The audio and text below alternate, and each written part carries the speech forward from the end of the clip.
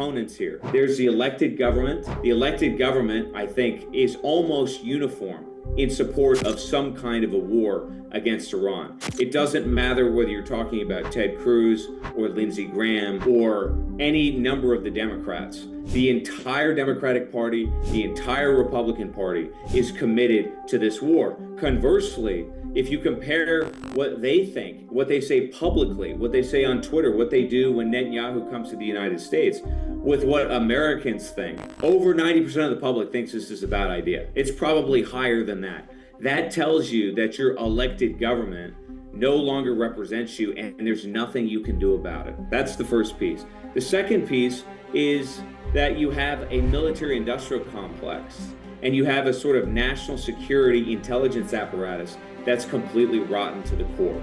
It doesn't matter whether you're talking about the CIA, the NSA, you're talking about DOD, which has its own intelligence. Only one person in Trump's administration with any real force opposes this, and that's Tulsi Gabbard as the Director of National Intelligence. And we saw what the president had to say about that. What intelligence do you have that Iran is building a nuclear weapon? Your intelligence community has said they have no evidence that they are at this point. Well, then my intelligence community is wrong. Who in the intelligence community said that? Your Director of National Intelligence, Tulsi Gabbard. She's wrong.